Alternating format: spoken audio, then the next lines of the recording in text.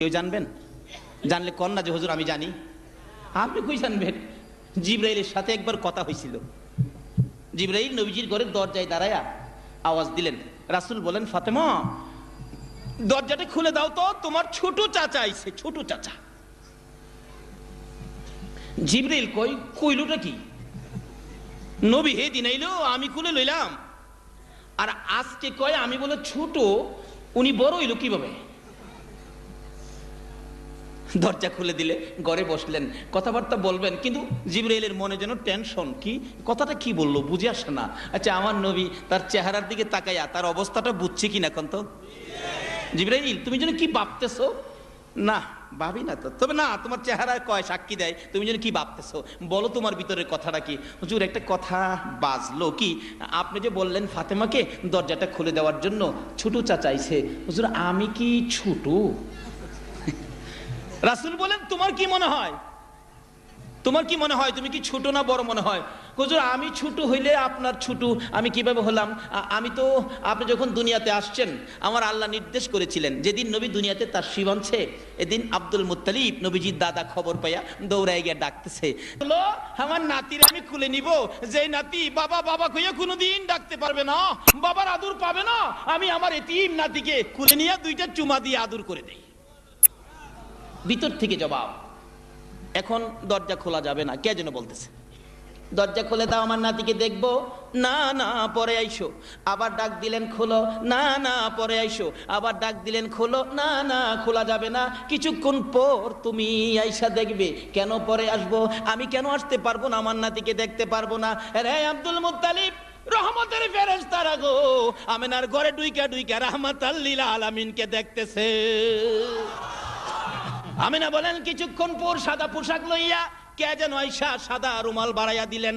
আমিনা গো দাও দাও, বিশ্ব নবীকে রুমালের মধ্যে উঠাইয়া দাও। আজকে দুনিয়ার জমিনে আগমনের পর সমস্ত পৃথিবীর সকল সৃষ্টির কাছে পরিচয় করাইয়া দেয় যার উসিলায় কুল কায়নাত সৃষ্টি। এই যে নবী দুনিয়ার জমিনে আইসা পড়ছে, জুড়ে জুড়ে কোন সুবহানাল্লাহ। হুজুর আমি জিবরাইল নাই আপনারে কুলে লইয়া ঘুরাইছিলাম। সুবহানাল্লাহ কোন না? জিবরাইলের যুক্তিও তো ঠিক আছে। হুজুর আমি না আপনারে কোলে লইয়া ঘুরাইছিলাম? তাইলে আমি ছোট চাচা বুঝতে চাই, হুজুর একটু বুঝাইয়া দিবেন। রাসূল বলেন, তোমার বয়স কত হবে? রাসূল জিগায়, তোমার বয়স কত হবে? জিবরাইলকে হুজুর তা তো কইতে পারি না। তো বয়স হই জানো না, তো তুমি কি দিয়ে আইছো মাতবরি করতা? বয়স কও। হুজুর বয়সের তো আমি বলতে পারি না। তুমি কি তোমাকে সৃষ্টি করার পরে এমন কিছু দেখছো, একটা নমুনা কও। যেমন আমাদের ভৈরব এলাকায় মুরব্বীরা দেখছি একসাথে বসে একজন আরেকজনকে জিগায় বয়স কত? কই আগেকার দিনে তো লেখালেখি ছিল না, বয়স তো বলতে পারি না। কই ভৈরবের মেঘনার ব্রিজটা যখন বাঁধে, রেলের ব্রিজটা, তখন তুমি কত বড়? আমি তো তখন দৌড়াদৌড়ি করি, ভালো বুঝি। তাহলে তোমার বয়স ৮৬। একটা আন্তাজ আইডিয়া দিলে। আমার নবী জিগায়, জিবরাইল তোমার এরকম একটা নমুনা কত? জিবরাইল হুজুর একটা নমুনা আমি বলতে পারি। কি? আমাকে সৃষ্টি করার পর আমি দেখতাম আল্লাহর আরশের উপরে একটা নূরের তারকা, এত সুন্দর, এটা দেখতাম ৭০,০০০ বছর উদিত থাকতো, আবার ৭০,০০০ বছর অস্তই থাকতো। এটা তোমার জীবনে কতবার দেখছো? হুজুর আল্লাহর কসম করে কই, এটা আমার জীবনে ৭২,০০০ বার দেখছি। জিবরাইল রে এখন দেখো কিনা? হুজুর এখন তো দেখি না। ও জিবরাইল, সেটাই ছিলাম আমি, নবী মুহাম্মাদুর রাসূল। জিবরাইল কয়, হুজুর এটা নেই। হুজুর এইবার বুঝে আইছে আমি যে শুরু। জিবরাইল বলেন, ইয়া রাসূলুল্লাহ আমি দুইটা জিনিস জানতে চাই। উপরে উদিত অবস্থায় ৭০,০০০ বছর এইভাবে ৭২,০০০ বার দেখছি। হুজুর জানতে চাই উদিত অবস্থায় আপনি কি করেছেন? আমার নবী বলেন, জিবরাইল রে আমি আমার আল্লাহর আরশে নামাজরত দাঁড়াইয়া দাঁড়াইয়া আমার গুনাহগার উম্মতের জন্য কাঁদছি। দয়ালো নবী প্রেমের ছবি আর আসবে না জগতে, কন্যা দয়ালো নবী প্রেমের ছবি আর আসবে না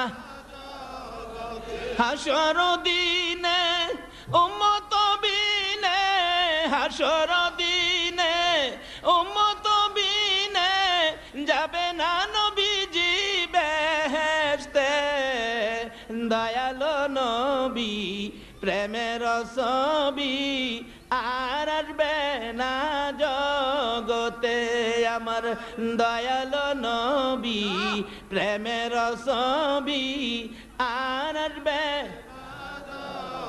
63 সাল জিন্দেগি কাছে বলে উম্মতি, 63 সাল জিন্দেগি কাছে বলে উম্মতি, এখনো কান্দে শুয়ে মদিনাতে নবী, এখনো কান্দে শুয়ে মদিনাতে, দয়ালো নবী প্রেমের ছবি আর আসবে না জগতে, আমার দয়ালো নবী প্রেমের ছবি আর আসবে না।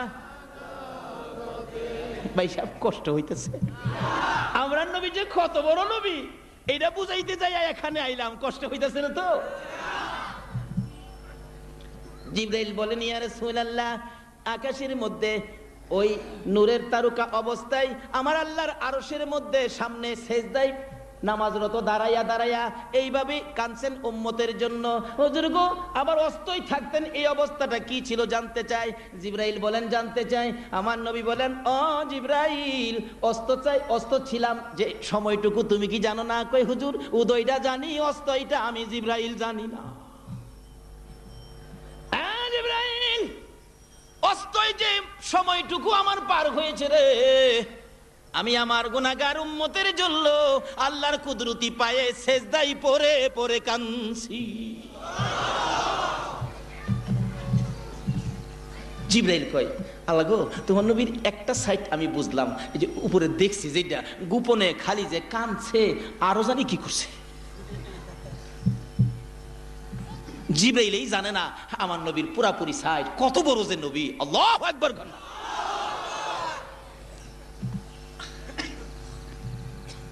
সবচেয়ে বড় নবী আমাদের নবী। নবীজিকে যে কিতাব দিলেন, যে কোরআন থেকে আলোচনা চলছে, বলুন কিতাব কি ছোট না বড়? সবচেয়ে বড়। খালি বড় না, কোন খালি বড় না, কি বড়? কি বড়? সবচেয়ে বড়। নবী পাইলাম সবচেয়ে বড়, কিতাবও পাইলাম সবচেয়ে বড়। তাইলে আমরা কি মিয়া ছোট হমু নাকি? আমরা কি হমু? সবচেয়ে বড়। খালি আমরা কইলে হবে না, আমার আল্লাহ কইতে হইব। কি বলেন, ঠিক নেই? আল্লাহ বলছে, কুনতুম খায়রা উম্মাতিন উখরিজাত লিন-নাস।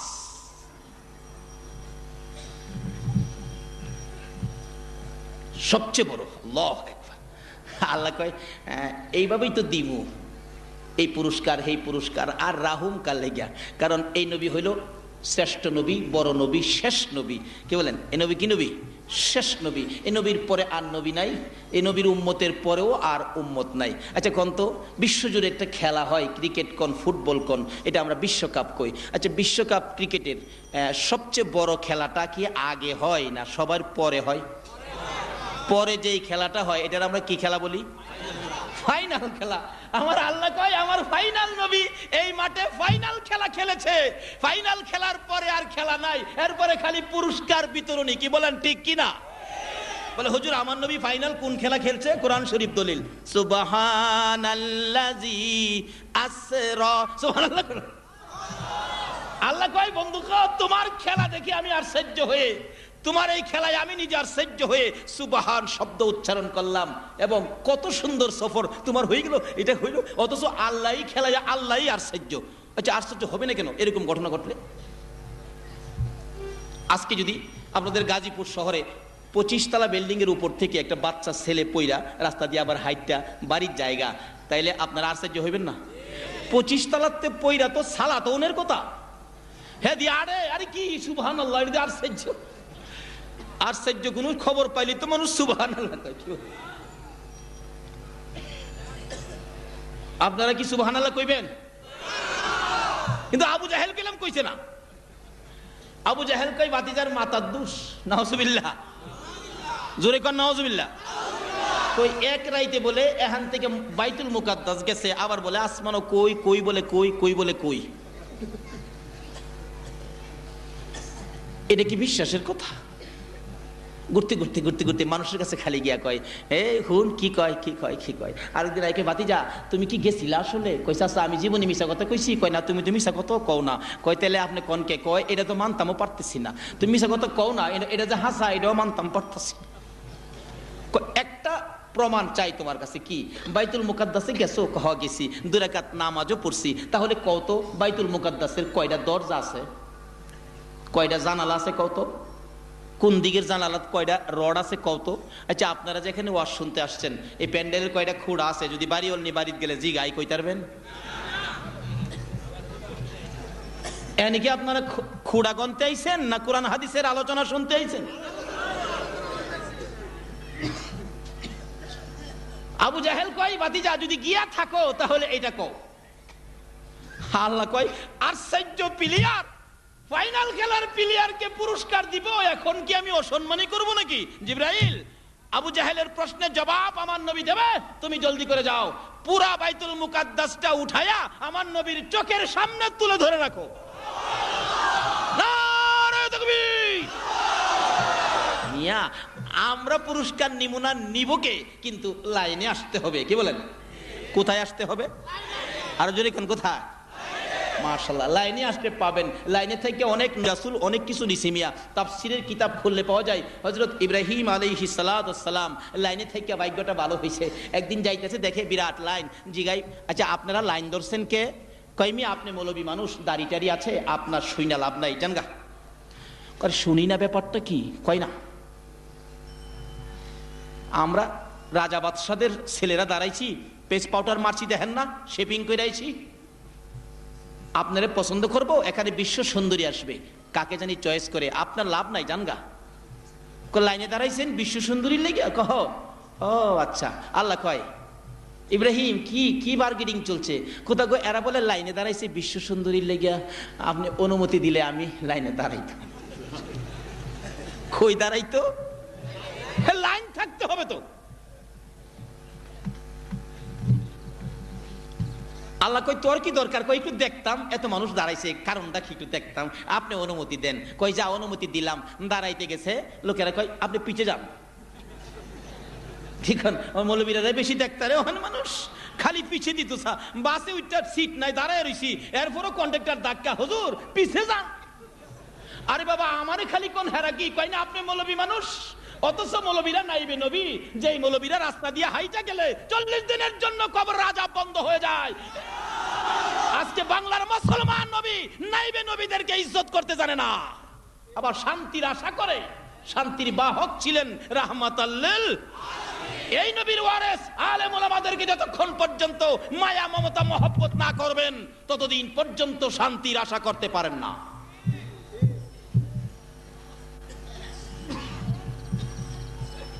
ইব্রাহিম কি করবো? লাইনে পিছিয়ে গিয়ে দাঁড়াইছে, কিন্তু লাইন ঠিক আছে। বলুন কি ঠিক আছে? লাইনে পিছিয়ে গিয়ে দাঁড়াইছে। কিছুক্ষণ পর টনটনি শব্দ শোনা যায়। কি হলো? সাবধান হও, বেল পড়ে গেছে, বিশ্ব সুন্দরী এক্ষুনি বেরিয়ে আসবে। সবাই টাই টানে, শার্ট টানে, কলার সোজা করে, সোজা একবারে দাঁড়ায় রয়েছে। একজন আরেকজনকে জিগায় দেখতো আমারে কেমন দেখা যায়? কয় মন কয় তুই পাইবি। যুবকেরা সোজা হইয়া দাঁড়িয়ে আছে গো। কিছুক্ষণ পর দেখা যায় বিশ্ব সুন্দরী সাহারা বেরিয়ে গেছে। ডান দিকে 40 জন সুসজ্জিত যুবতী, বাম দিকে 40 জন সুসজ্জিত যুবতী সাহারারে সাজাইয়া নিয়ে আসতেছে। মাঝখান দিয়ে চললেন, দেখো ডান দিকের যুবকটা চয়েস হয় না, বাম দিকের যুবকটা চয়েস হয় না। বান্ধবীরা বলেন সাহারা রে তোর পিছে আর কতক্ষণ ঘুরবো, বিরক্ত লাগে, এত সুন্দর সুন্দর যুবক একটাও কি তোর চয়েস হয় না? তোর মনের মানুষ মনই এই জগতে পয়দা হয় নাই। বিশ্ব সুন্দরী সাহারা বলেন বান্ধবীরা রে না না, মনের মানুষ পয়দা হয়েছে, আমাকে একটু সময় দে। আমার মন বলে রে আজকের এই বাজারে আমার মনের মানুষ আইসা গেছে। জোরে জোরে কাছে বান্ধবীরা আমি যাকে মনের মানুষ বানাবো, আমি যার সাথে সম্পর্ক করব, আমি একটা না 40টা রাত্র স্বপ্ন দেখেছি ওই মানুষটারে, যেই মানুষটার নাম হবে ইব্রাহিম। কপালের মধ্যে লেখা আছে রে মুহাম্মদ। একটা না 40টা রাত্র স্বপ্ন দেখেছি যেই মানুষটার কপালে লেখা মুহাম্মদ, নামটা হবে ইব্রাহিম। ওই মানুষটাকে তালাশ করি, আমার মনের খবর তোরা জানোস। একটু সময় দে, লাইনের শেষ মাথায় যাইতে দে। কিতাব বলেন যাইতে যাইতে বিশ্ব সুন্দরী সাহারার নজরে পড়ে গেছে। বান্ধবীরা রে আয় আমার পাশে, আইসা দেখ রে, আমি যার কপালে দেখেছি মুহাম্মদ লেখার নূরের ঝলক, ওই যে দেখ পিছের মানুষটার কপালে দেখা যায়। আল্লাহ বলতেছিলাম, লাইনে থাকার কারণে ইব্রাহিম নবীর ভাগ্য খুলে গেছে।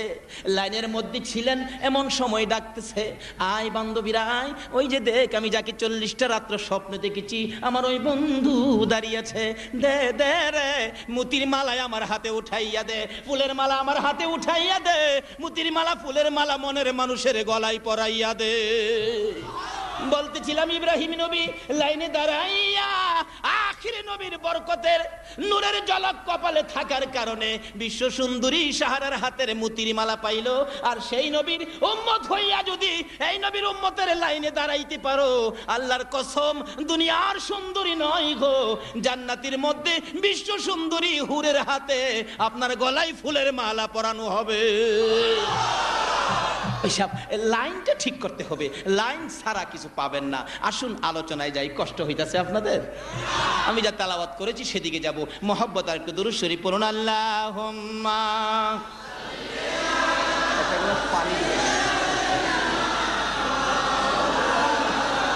মুহাম্মদ ওয়া আলা মাওলানা মুহাম্মদ আল্লাহ সাইয়্যিদিনা মাওলানা মুহাম্মদ ওয়া আলা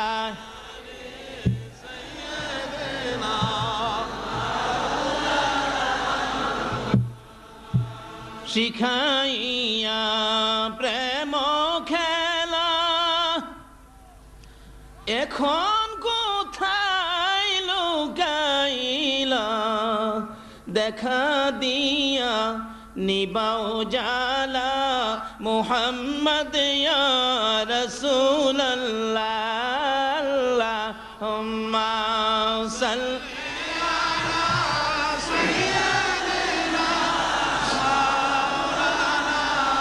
মুহাম্মদ ওয়া আলা। ভাই সাহেব আমার আলোচনায় চলে যাই, কষ্ট হইতাছে না তো আপনাদের? আমার আলোচনা ছিল এই মাহফিলে বসে যারা আল্লাহকে আল্লাহ বলে ডাক দিয়ে স্বীকার করেছেন, আল্লাহ আপনাদেরকে পুরস্কার বাজেট দিলেন 3টা। প্রথম পুরস্কার হলো জীবনের গুনাহগুলো মাফ, দ্বিতীয় পুরস্কার হলো হেদায়েত। হেদায়েতের বাংলাটা হবে পরিবর্তন। কিভাবে পরিবর্তন? হযরত ওমর তরবারিটা হাতে নিয়ে যাইতেছেন, মুহাম্মদের মাথা কাটবে, নাউজুবিল্লাহ।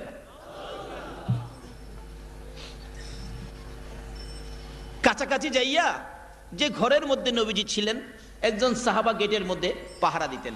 উনি উমরের হাতে তরবারি দেখে আসতেছে, দৌড়ায় ভিতরে গিয়ে বললেন, ইয়া রাসূলুল্লাহ আজকে উপায় নাই। কেন? উমর আইসা পড়ছে তরবারিটা হাতে, আমাদেরকে ঝাড়ে পায় তারই তো কতল করে দিবেন, খতম করে দিবেন। হুজুর আপনাকেও তো বাঁচাইতে পারবো না। উমর এসে গেছে হুজুর তরবারি হাতে। সাহাবারা, বাকি সাহাবারা ভয়ে কাঁপতেছে, থরথর করে কাঁপতেছে। এমন সময় নবীজির চাচা বীর আমির হামজা এ ঘরের ভিতরে ছিলেন, তরবারিটা টান দিয়া হাতে নিয়ে দাঁড়ায় গেছে। দাঁড়ায় বলতেছে, হে নবীর আদরের সাহাবারা, নবী আমাদের পাশে, নিশ্চয়ই আল্লাহর সাহায্য আমরা পাবো। তোমরা উমরকে ভয় পাইয়া থরথর করে কাঁপতেছো কেন? তোমরা কি জানো আমি বীর আমির হামজার হাতে তরবারি থাকতে এক উমর কেন, শত উমর আসলেও আমির হামজার তরবারির থেকে বাঁচতে পারবে না। অহন হগলের মনে সাহস হয়েছিনি? আসতে পেলেন যেমন জিডা, নাকি আমির হামজার পাওয়ার নাই?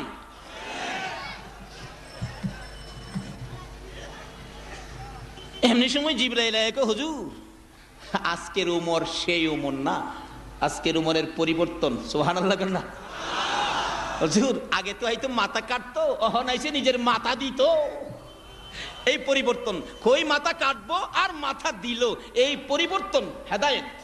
আজকে আপনাদের দ্বিতীয় পুরস্কার হলো এরকম হেদায়েত পরিবর্তন আপনাদেরকে দেওয়া হলো। আপনারা পাইছেন কিনা বোঝার জন্য আমার বলতে হয়, আচ্ছা আপনারা যে বসে আছেন বলুন তো, এখন কি বাড়ি ঘরের কোনো চিন্তা আছে? বাড়ি যাইবেন গা এমন কোনো ধারণা এখন আছে? আচ্ছা দেখি আপনারা কে কে এখন কে কে বাড়ি যাইবেন গা, একটু দেখান তো দেখি। মাশাআল্লাহ, কেউ হাত তুলে নাই। আরেকবার আলহামদুলিল্লাহ বলুন না। এতে বোঝা গেল আজকের মাহফিল কবুল ইনশাআল্লাহ। বল হুজুর কবুল যে কিভাবে বুঝবেন?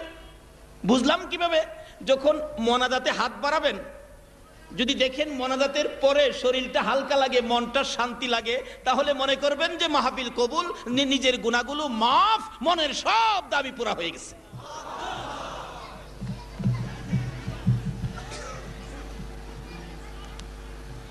তৃতীয় পুরস্কার, দুর্বল ঈমান শক্তিশালী হয়।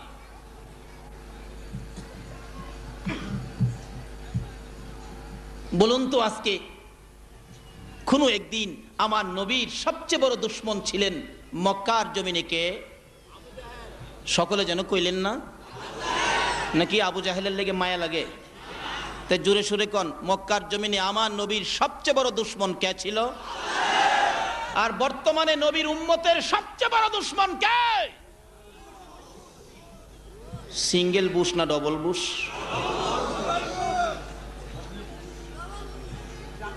তার নির্দেশে ইরাকের জমিনে তাকায়া দেখেন, পত্রিকা খুললে দেখা যায় একটা মায়ের শুধুমাত্র একটা বাচ্চা, বয়স ছিল 18 মাস, ফুটফুটে চাঁদের মতো চেহারা, মায়ের কোলে, মার কলিজা শান্ত। আমেরিকার বাহিনীর গুলিতে মায়ের কুল থেকে বাচ্চার মাথার খুলিটা উইরা গেছে।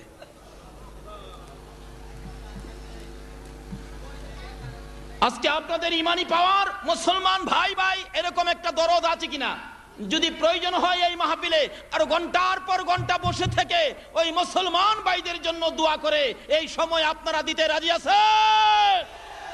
আল্লাহ তুমি কবুল করো, সকলে বলুন আমিন। ওগো দয়াল নবীজি, মনেরই আশা বেদনা, আমরা কি মদিনায় যাব না? কোন পথে হব রওয়ানা? আমরা তো সেই পথ চিনি না। ইয়া নবী সালাম ইয়া রাসূল সালাম আলাইকা, ইয়া হাবিব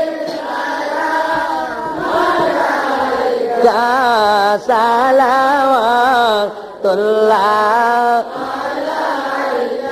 নবীজি। ওগো গুনাহগারের বন্ধু, মায়ার নবী, দয়ার নবী গো, তুমি কেন গো খোদার আরশে গেলা না? কেন গো জান্নাতুল ফিরদাউসে গেলা না? তুমি কেন গো সিদরাতুল মুনতাহায় গেলা না? কেন গো মদিনার মাটিতে শুয়ে কান্দো? ও মায়ার নবী, দয়ার নবী গো, ও মায়ার নবী, দয়ার নবী গো। 63 বছর কাঁদছো তুমি উম্মতি উম্মতি বলিয়া, এখনো কান্দিতে আছো মদিনাতে শুইয়া। মদিনা রে ও সুন্দর মদিনা, মদিনার পাহাড়, ও পাহাড় রে তুই কত ভাগ্যবান, পাহাড় হইয়া দেখছো আমার দয়াল নবীকে। মদিনার হরিণ, ও সোনার হরিণ রে তুই কত ভাগ্যবান, হরিণ হইয়া দেখছো আমার দয়াল নবীকে। উম্মত হইয়া দেখলাম না গো দুঃখ রইল মনেতে, মনের দুঃখ মনে লইয়া জানাই তোমায় লাখো সালাম ইয়া নবী সালাম ইয়া রাসূল সালাম ইয়া হাবিব সালাম আলাইকা সালাওয়াতুল্লাহ। দোয়া করুন, আল্লাহুম্মা আমিন। ربنا ظلمنا أنفسنا وإن لم تغفر لنا وترحمنا لنكونن من الخاسرين رب ارحمهما كما ربياني صغيرا। রব্বুল আলামিন, রাত্র শেষ, খোদা গো কবে জানি আমাদের হায়াত শেষ হয়ে যায়। শাবান চাঁদে জান্নাতের বাগানে বসে জান্নাতি মেহমানদেরকে নিয়ে হাত বাড়াইলাম। প্রভু, তুমি যার প্রেমে সব বানাইছো, ওই নবীর উপর দুরূদ ও সালাম মদিনা পাঠাইলাম। আমাদের দুরূদ ও সালাম গুলো পাখির মতো উড়াইয়া উড়াইয়া নবী পাকের রওজায় পৌঁছাইয়া দাও। মাবুদ, খাস করে এই অলির দরবারে একটা রাত্র শেষে আমরা যারা হাত বাড়াইছি, আল্লাহ গো দেখো তোমার বান্দারা ভিক্ষুকের মতো বসে রয়েছে। দুনিয়ায় যারা ভিক্ষা করে বাসন নিয়ে বসে থাকলে পয়সা পায়, টাকা পায়, আমরা যে তোমার দরবারের ভিক্ষুক হইয়া হাত বাড়াইলাম, তুমি আমরা রে কি দিবা গো আল্লাহ। মাবুদ, জানি না কবে জানি এই দুইটা হাত আর বাড়াইতে পারবো না, কবে জানি এই দুইটা হাত কাফনের ভিতরে ঢুইকা যায়, কবে জানি দোকান বন্ধ হয়ে যায়, কবে জানি অফিসে কালো নিশান উড়াইয়া দেয়, কবে জানি মাইকে জানাজার খবর শুনাইয়া দেয়, কবে জানি কার সন্তানেরা এতিম হইয়া যায়। মাবুদ গো, এতিমের ঘটনা বলতে গেলে আমার কলিজা মানে না।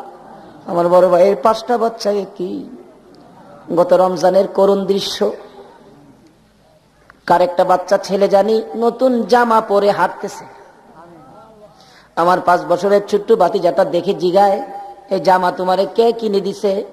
আমার আব্বু। আমার ভাতিজাটা কয়, তোমার আব্বু আছে?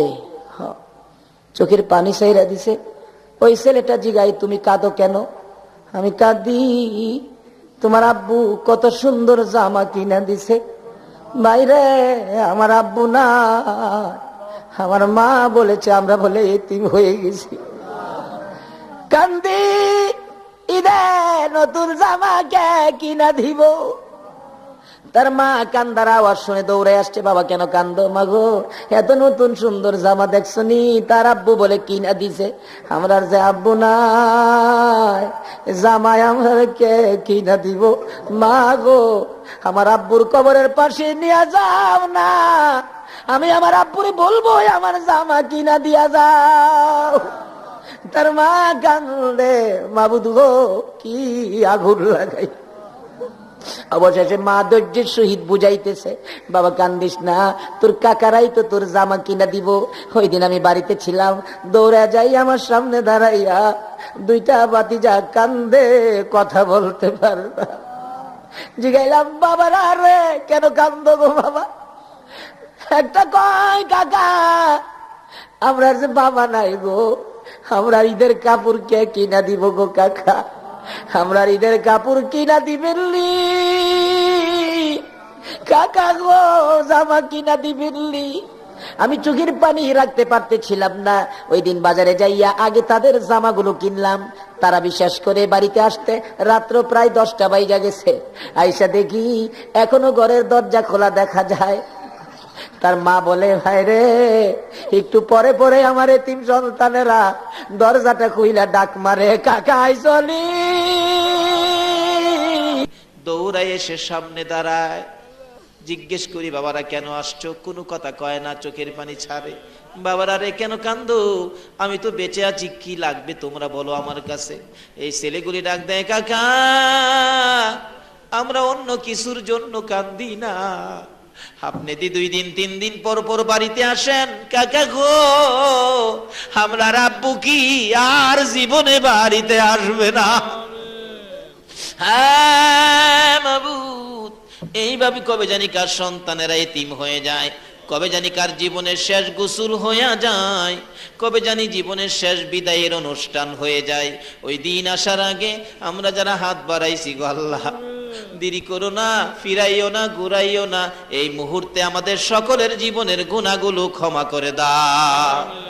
ক্ষমা করছনি গো আল্লাহ, ডাক দেন না আল্লাহ, হে আল্লাহ জীবনের গুনাহ ক্ষমা করছনি।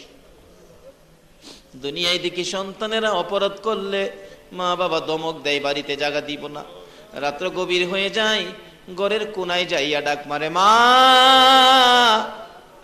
মা গো মা, মা দুরুদি। অপরাধী সন্তানের জন্য হারিকেনটা লয়া দৌড়াইয়া বাহির হয় রে। মায়ের মতো দরুদি যদি অপরাধী সন্তানের জন্য হারিকেন লয়া দৌড়াইয়া বাহির হইতে পারে গো, তোমার যে 99 ভাগ দয়া আছে, আমরা যে দয়ার সামনে মাফের জন্য কাঁদতেছি গো আল্লাহ, তোমার কি মায়া লাগে না?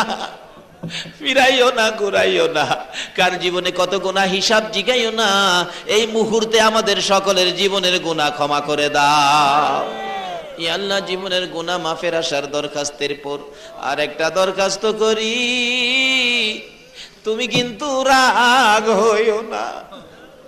রাত্রে 12:30 পর্যন্ত যারা বসে আছে, আমার বিশ্বাস সকলের মনে কিছু না কিছু ব্যথা আছে। কার মনে জানি কি ব্যথা আমি তো জানি না রে আল্লাহ, কার মনে জানি ব্যথা, হুজুর আমার মা নাই গো, কার মনে জানি ব্যথা, হুজুর আমার বাবা নাই, বাবা নাই, কার মনে জানি ব্যথা, হুজুর আমার মাও নাই, বাবাও নাই।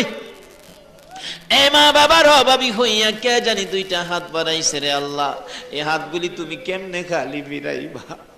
মাবুদ গো, ওই সকল মা বাবার পক্ষ থেকে ক্ষমা চাই, তাদের কবরগুলো জান্নাতের বাগান বানাইয়া দাও। মাবুদ, মা না থাকলে সন্তানেরা যে কত কান্দে রে, এতদিন খালি বলতাম, এখন নিচেও ভুক্তভোগী। ঈদের দিন সকালবেলা কান্তিছি, কার পায়ে সালাম করে ঈদগাই যাব, পাই না মার পাও, বাবা তো হজে গেছে, বাবার পাও পাই না। হে মায়ের অভাবী, বাবার অভাবী যারা কান্দে রে আল্লাহ, আর দেরি করো না, ওই সকল মা বাবার কবরগুলো জান্নাতের বাগান বানাইয়া দাও। ইয়া আল্লাহ, আমার মায়ের কবর জান্নাতের বাগান বানাইয়া দাও, আমার বাবাকে হায়াত বাড়াইয়া দাও, মা বাবা যার দুনিয়াতে আছে হায়াত বাড়াইয়া দাও, মা বাবা কেমন জিনিস বুঝার তৌফিক ছেলে মেয়েদেরকে দান করে দাও গো আল্লাহ।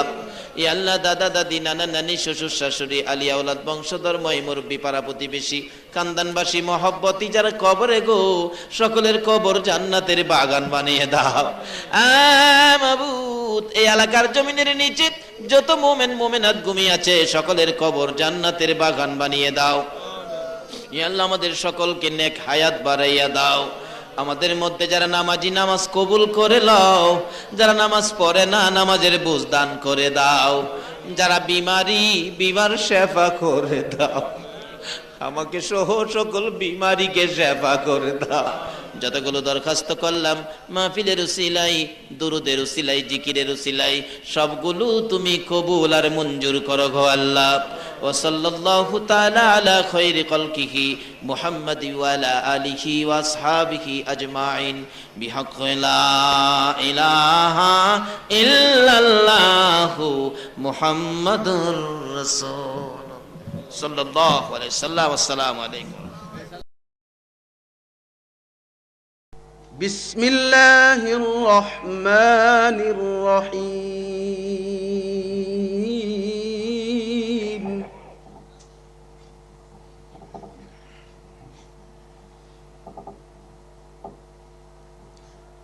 الرحمن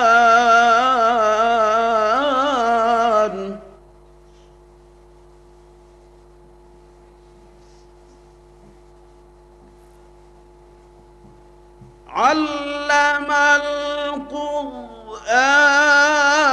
القرآن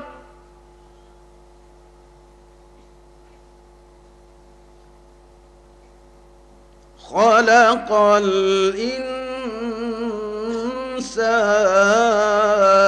الإنسان